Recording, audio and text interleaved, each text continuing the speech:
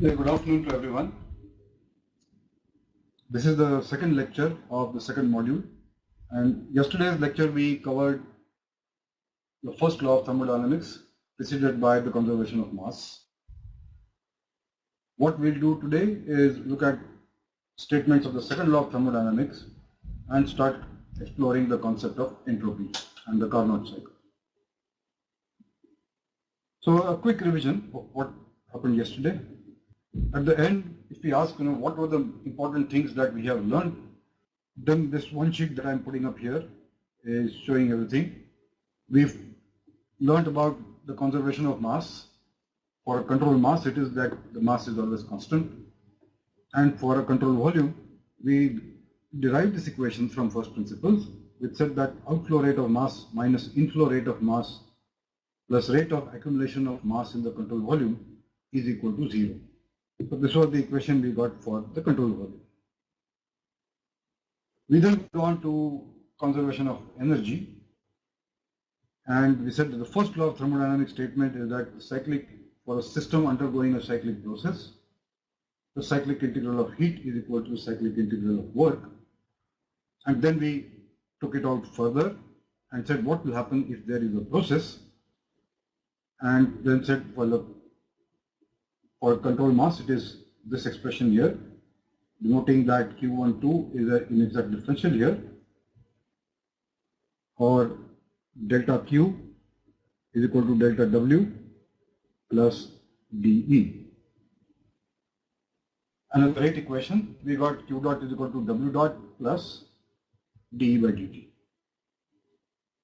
And then when we continued working on this to get the equation for process, we came across a property which is defined as the specific internal energy U, and we had separately also, during the mass flow terms we had looked at, we got a product of terms called pressure and specific volume. This we called as the flow work, and the sum of flow work and internal energy is specific enthalpy.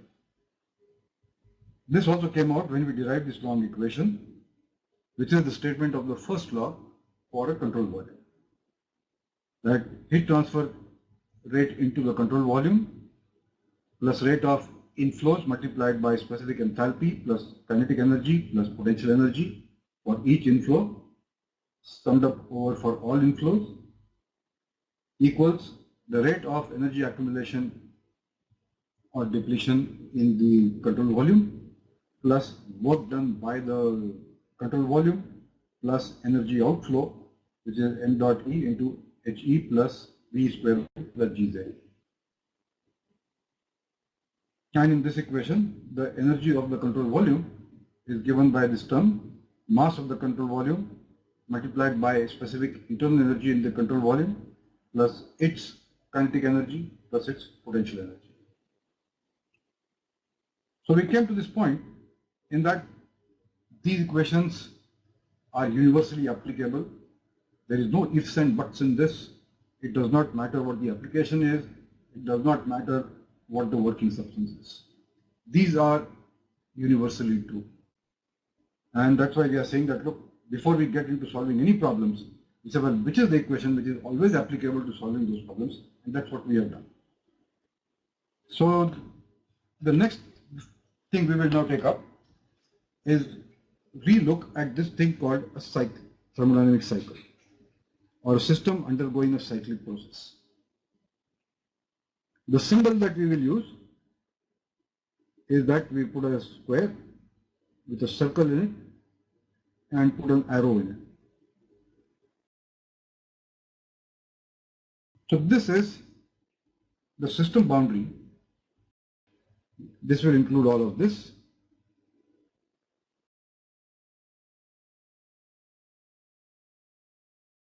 This system boundary, the working substance is undergoing a thermodynamic cycle.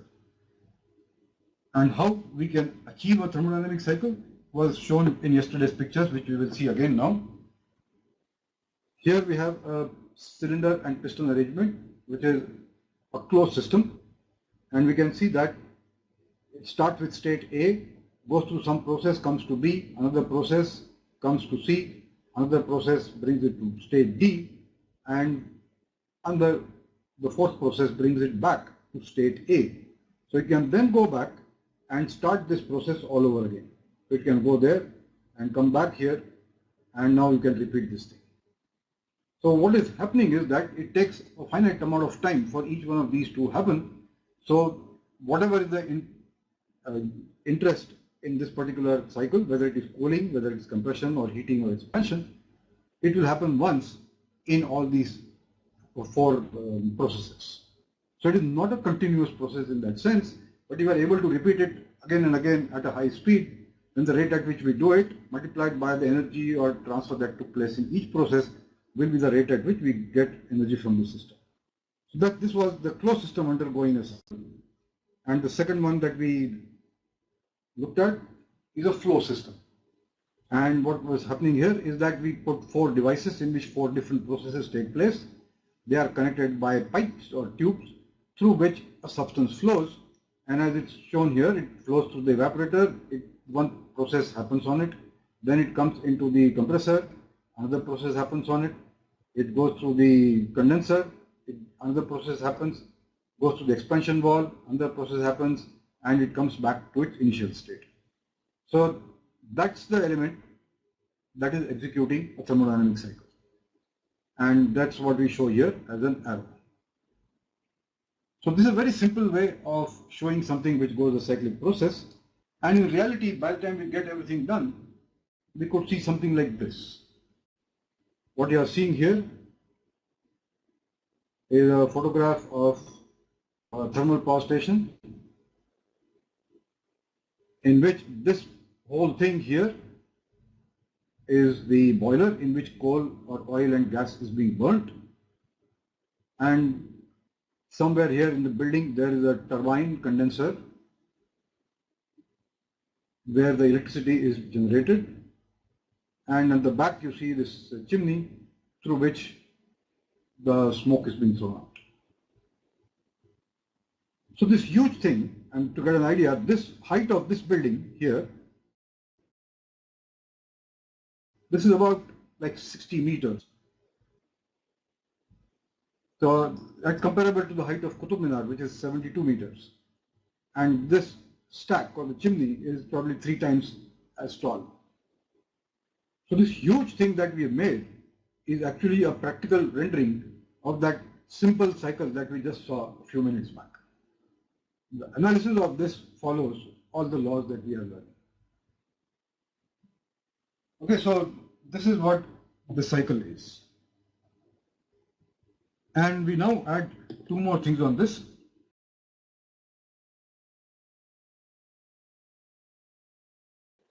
There's one thing here, and we'll put a second thing here.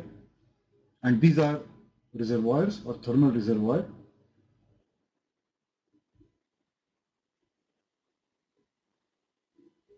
With which this can interact, and it can also produce work. Either of these can happen. So there could be heat transfer to this, or heat transfer from this, or heat transfer to this, or heat transfer from this, and work in or work out any of these permutations and combinations is theoretically possible. So what we can add is this was work in and out, and on this side you have two reservoirs. This would be at some temperature, say T1, this is at another temperature T2, and you could have this or this cutting the system boundary, and any of these combinations can happen. So this is the most general type of a cyclic process that we are looking at. And we begin by saying, what are the laws according to the second law that governs this? The first law statement tells us that for this control volume, system is in a cyclic process. So cyclic integral of heat should be equal to cyclic integral of work.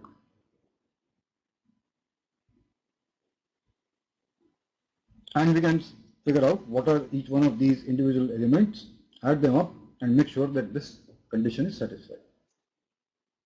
If this condition is not satisfied, it implies that there is a first law of violation,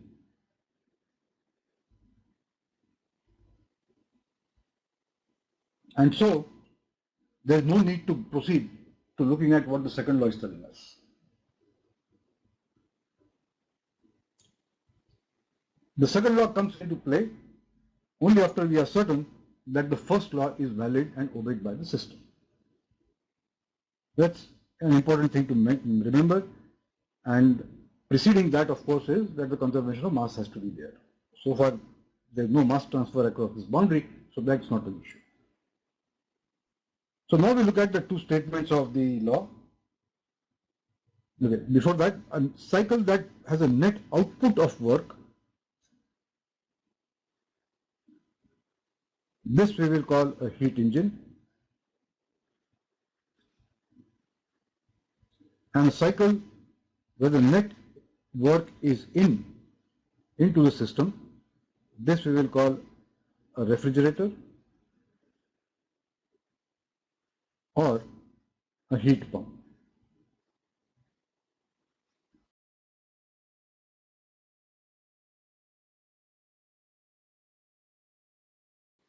Now we go and say, well, what are the statements of the second law?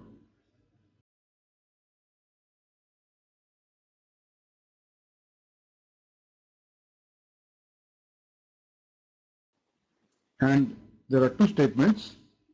The first we will look at is the Kelvin-Planck statement.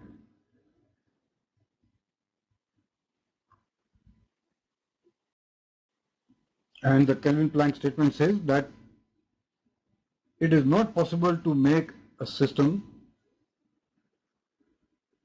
that operates in a thermodynamic cycle,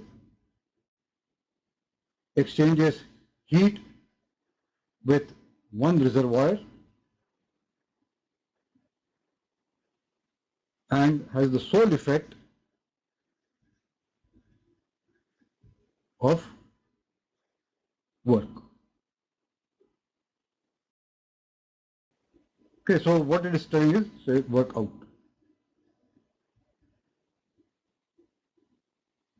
So this type of a cycle, not possible.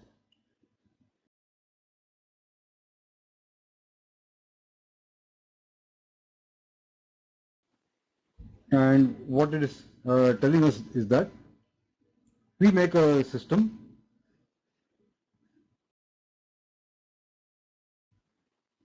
then what they are telling us is that if there is a reservoir, this is a reservoir, whatever temperature it may have, from here the system has a net heat to it, Q, and the only thing that the system gives is W. That's what the statement says is not possible. But before you get there, let's see whether this obeys the first law. So then we will be able to apply the second law. So cyclic integral of heat is Q.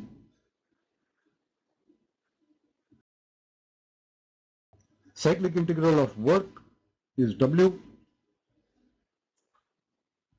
Both are, one is positive this way, this is also positive. The two are equal. That means that if Q is equal to W, first law is okay. So no problems with the first law. This system obeys the first law. The problem is that the Kelvin-Planck statement tells us this law is not possible. This type of a cycle is not possible.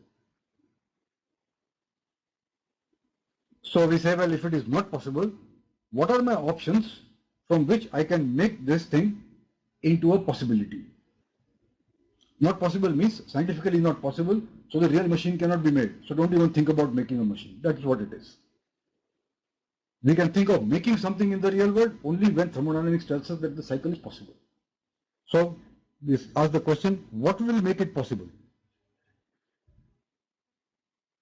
And we say that the answer lies in the statement, which says that system operates in a cycle, we have to have that. Sole effect is going to be work, we want to have that. Heat with only one reservoir, not possible. So let's say we are going to put a second reservoir. So I say, well, if I put a second reservoir and this is at some other temperature, say T2, and if the system exchanges heat with this, then this statement is not violated. So I'll make a connection there, and you have two options here. We could have an arrow going this way or the arrow going that way. If we take the second case where the arrow is this way, then if, now same cyclic integral of heat becomes Q plus this Q, we'll say call it Q2. If this is equal to W, then first law is okay.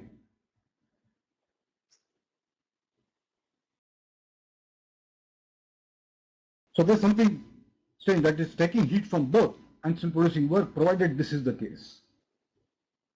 The second option, if this was the case, then you have Q minus Q2,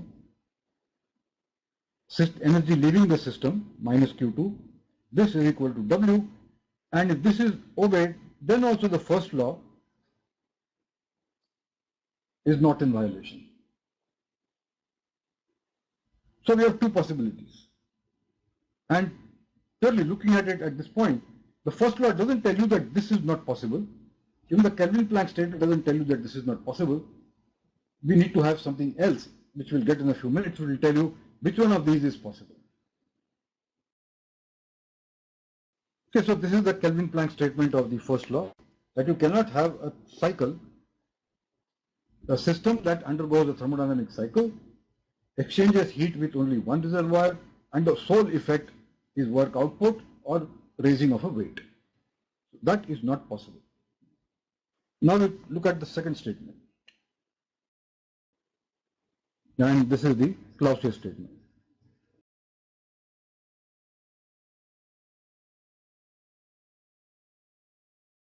So this statement says that you cannot have a system undergoing a thermodynamic cycle where the sole effect is heat taken from a reservoir or a body at a low temperature and transferred to another reservoir at a high temperature. In very simple terms, this is saying that heat cannot flow by itself from a low temperature to a higher temperature, but it is also a little bit more than that. In that sense, even if I have a thermodynamic cycle, by itself it cannot take heat from a low temperature reservoir and put it into a high temperature reservoir. So the cycle that now we are talking of, this is a cycle there.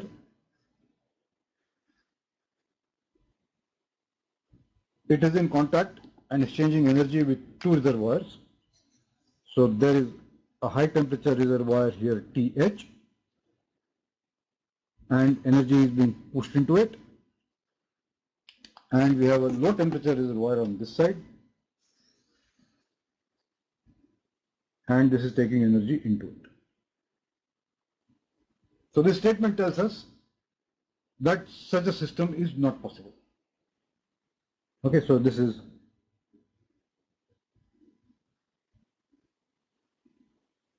not possible. And again we ask the same question that we did for the Kelvin-Planck statement. If this is not possible, what do I need to do to make this possible? And the answer for that lies that it's already in exchange with two reservoirs. I have an option of either putting in work or taking out work. So W in or W out. And the first law says that in this first case, if the energy going this way was QL and this is QH.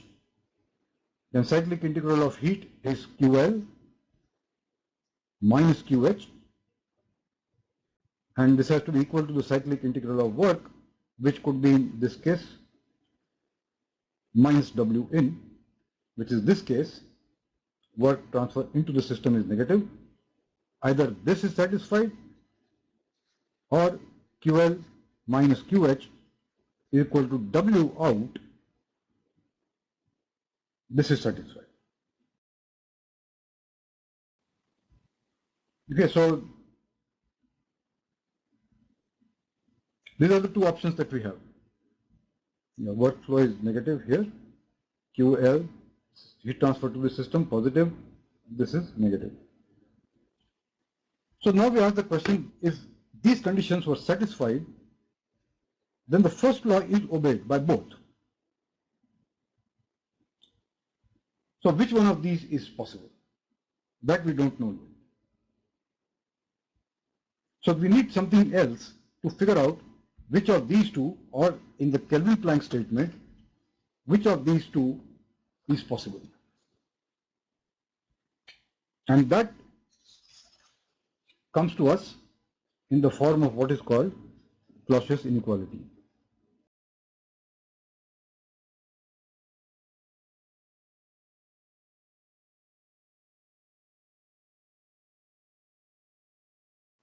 So before I go there, just a word here that these two statements,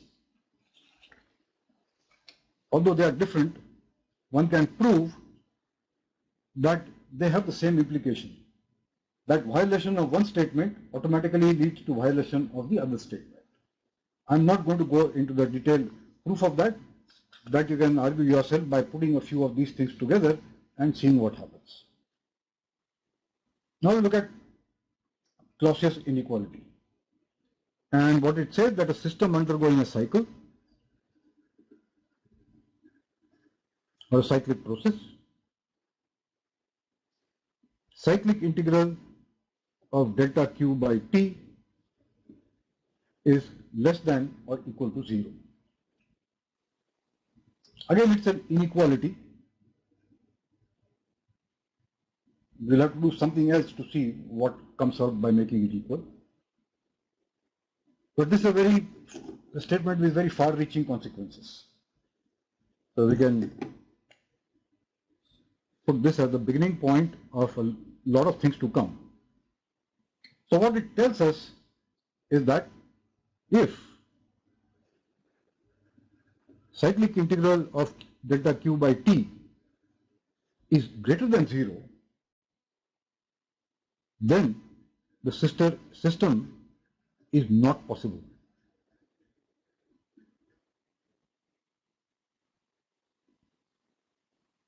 Such a thing cannot be made,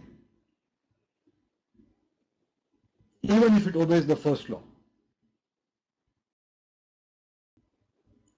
Then it says, in this, if cyclic integral of delta Q by T is equal to 0, this is possible, and the system should be irreversible. System should be completely reversible.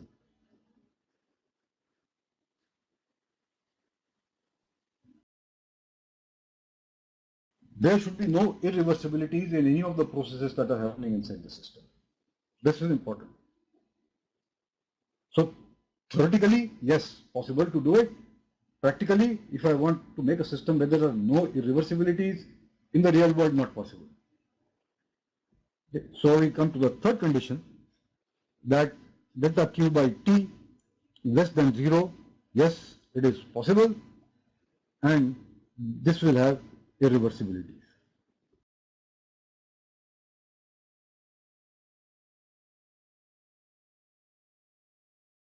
And that huge building I showed you about the thermal power plant, it obeys this inequality.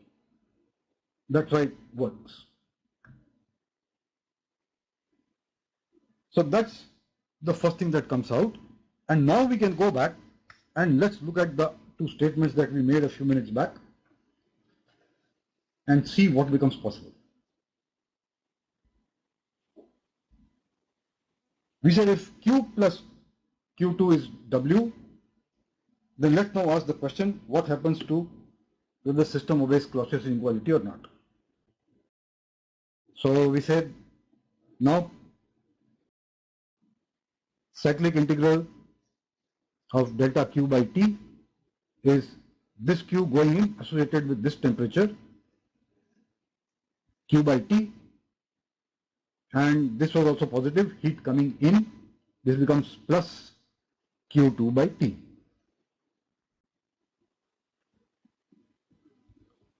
Remember, temperatures are absolute temperatures, so these will be T2. Both temperatures are positive numbers. Heat transfer is taking place into the system, so the Q and Q2 are positive numbers. So this whole thing is a positive number, which means this is greater than 0, and Clausius inequality tells us that cyclic integral of delta Q by T, if it is greater than 0, this system is not possible. So this obeyed the first law but failed Clausius inequality. It also obeyed the Kelvin-Planck statement. Now you look at the second statement, that if this work was to be going out, then what happens? So in this case, you have cyclic integral of delta Q by T. This is Q by T as before, but now this is minus Q2 by T2. And it tells us that if this is less than or equal to 0, the system is possible. We could make it. So we have a condition coming up that Q upon T less than or equal to Q2 upon T2, then this system is possible. If this number turns out to be greater than 0, then also that system is not possible. So what we are saying is that if this is giving some heat and something else a little bit goes out here and the rest comes out as work according to the first law, even then this system, although does not violate the Kelvin-Planck statement, does not violate the first law statement, but Clausius inequality tells us that such a heat engine is not possible. Okay, so it is possible only when this condition is satisfied. Now we look at the same thing with the Clausius statement. So, okay, so what have we got now? That if I have to make a system that obeys Kelvin-Planck statement and obeys Clausius inequality and obeys the first law, then this is not possible. There has to be Q2 over there.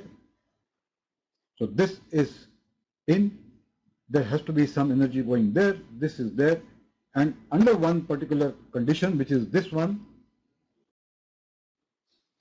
under this condition, this system is possible. And that brings us to the fact that if you have to have a work producing device, it must take heat from a reservoir at a higher temperature and give out a minimum amount of heat to a reservoir at another temperature. The balance of these two will come out as work.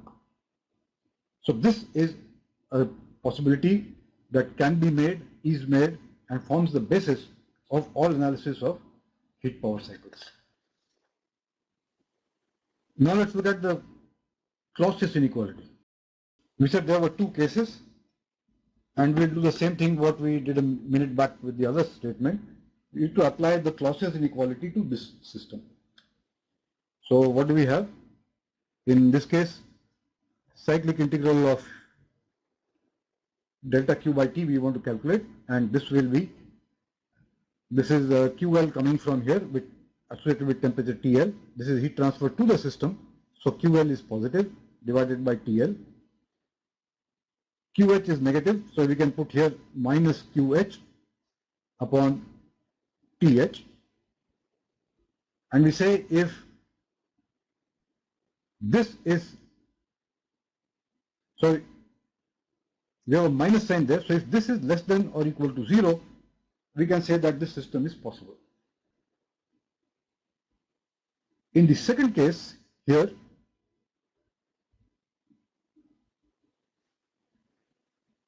which is cyclic integral of delta Q by T is equal to 2L upon TL, and again this is QH upon TH, and in this case QL is greater than QH. In this case QL is less than QH. So if you take these and check on these numbers here, we find that one of these is not possible, that we cannot have heat going this way, work going out that way, and this going out there. So the second statement, this will violate Clausius inequality. And so the only way we can get heat transferred from a body at low temperature to a body at high temperature is by putting work into the system. This won't work. And that gives us the basic foundation of how to make a realizable refrigeration system, which by the way is the basis for all air conditioning systems also. So you have to, if you want to transfer heat from a low temperature body to a high temperature body, you have to expend work doing that. Okay, so we got now the basic processes of a heat engine and a heat pump, and which is that we will now make these two reservoirs there again. This is TH and our system is sitting there, a low temperature reservoir there, and if I have to make a heat engine, there has to be heat transfer from the high temperature reservoir to the system, a certain amount QH, of which some has to be rejected here, which is QL, and the balance will come out as work. So we take this as the system boundary.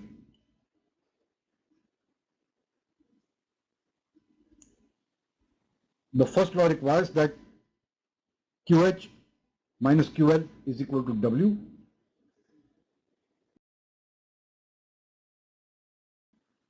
And Clausius inequality requires that, with the equation we just saw there,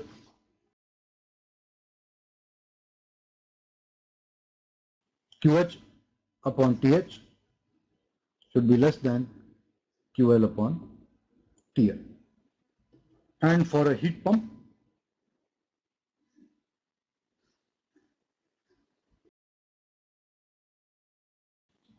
a high temperature reservoir, a system undergoing a cyclic process, a low temperature reservoir. This takes heat from here, QL, dumps it out, QH, and there is work input over there. The first law tells us that we can make such a system possible provided QH minus QL is equal to W. And we can get a similar expression for Clausius inequality over there, which was that QL upon TL is less than or equal to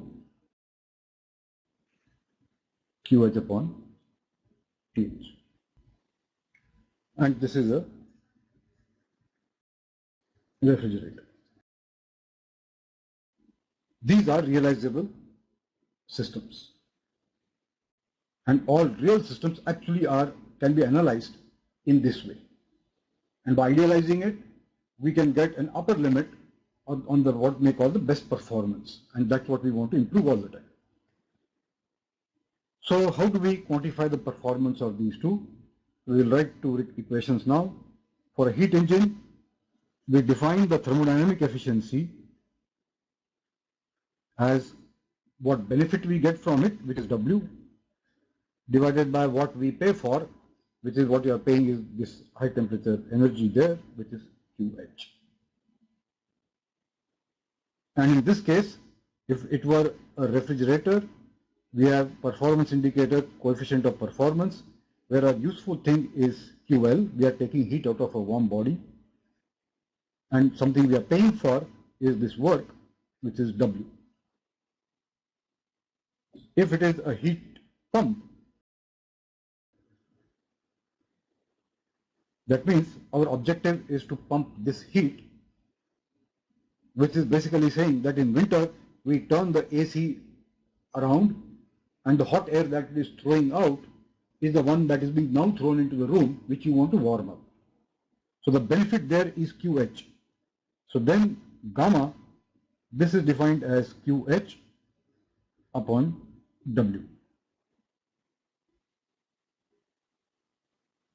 And so if you look at this, QH will always be more than W because we are adding QL, which is heat taken out from the atmosphere, which means that if you have a 1 kilowatt power consumption with say an electric heater in a room, you are getting heated in the room at the rate of 1 kilowatt. But if you put that 1 kilowatt into a heat pump, then the amount of energy being dumped into the room is going to be more than 1 kilowatt. So you get a little more benefit than what you got by using just an electric heater. That of course requires that you must have a refrigeration cycle operating in reverse basically.